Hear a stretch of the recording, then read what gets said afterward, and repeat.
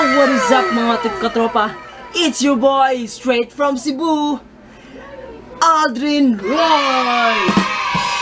So guys, kung bago ka pa lang sa aking channel, welcome sa tropa mo, tropa ko, tropa tayong lahat. Enjoy watching!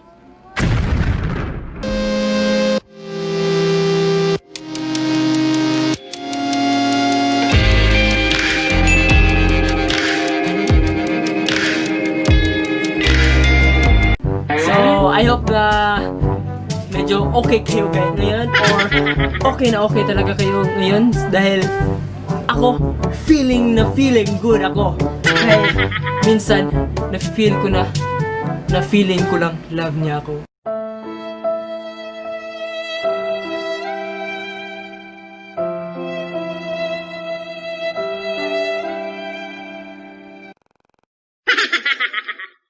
So anyways guys, for today's vlog is meron akong i-introduce sa inyo na bagong pamilya natin. Bagong kapamilya natin guys. I know, nagwa-wonder kayo kung sino ang bagong kapamilya natin. Hint ko lang sa inyo guys, cute siya. Maganda din siya. Talagang nakaka-inlove siya. So anyways guys, I don't know, go wonder kayo, and let's get the answer. In 3, 2, 1.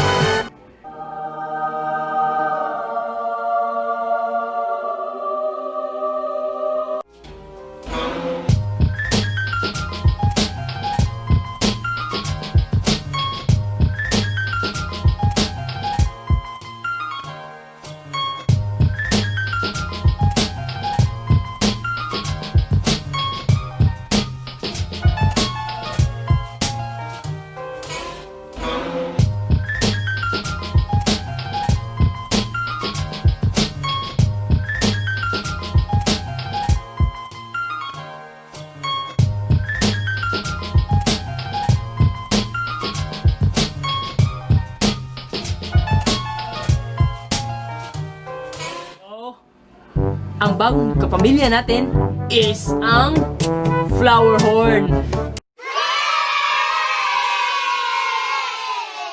Medyo natripan ko lang. Pumunta kasi ako ng isang pet store kanina. Natripan kong tumingin sa flower horn section. So yun, sa kay dami-daming flower horn doon ko nakita yung lukso ng dugo guys. You know, kita nyo, lukso ng dugo na pagkakita nyo sa isang bagay is na fall in love kayo kaagad. So yun, nakita ko para lang siya babae, nakakagmahal. So, ayun na nga guys, binili ko siya kahit medyo costly talaga yung flower horn. Binili ko yung flower horn. So ayun, nandito nga siya. Ipapakikita ko siya sa inyo later. So anyways, yung bahay nga pala namin, may share ko lang, is para ng zoo. Marami ng pets na kwan.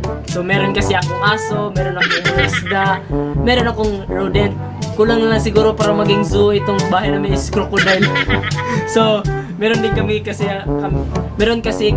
meron din kami kasing baboy at pusa. So meron yung mga rodent ko is ipapakita ko sa inyo later.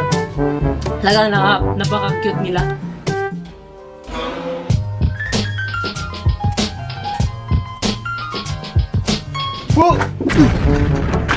So hello guys, I hope na-enjoy nyo dahil ipinapakilala ko lang talaga sa inyo yung mga pets ko. So sinong mga pet lover dyan na viewers ko is take care of your pets regularly dahil talagang maganda ito pang fast stress relieving. Yung lalo na yung mga isda. Next video ko na lang ipapakita sa inyo ang paglinis ko ng flower horn ko ng tank niya dahil medyo mataas na din tong video kung maglilinis ba ako. It will take time. So if you happen to love this video so ayun na nga guys, tapos na kayong mag-tour sa aking mini zoo sa aking bahay. So let's get it on sa ating mission 365. So itong mission na to, alam nyo naman, I hope nagsimula na kayo sa inyong Mission 365 na pag-save ng money sa isang taon for 365 days. I hope na follow nyo ako para magagamit din natin ito kung may emergency or mga something na kailangan natin. Dahil ang plano ko talaga again is mag-i-invest ako ng isang business. So Mission 365, this is for 1 year para sa mga videos ko na gagawin sa isang 1 year. Kada video ko is maghulog ako ng 100 peso. Pang savings lang din. So kahit yun yan. So yan, Mission 365 ngayong araw. Ilagay na natin to. Yan. Yan. So yan, napasok na natin ang ating savings. So, thank you for watching again and see you again next time in 3, 2, 1, peace. Na-enjoy nyo ang pag-tour ko sa inyo sa aking mga pets.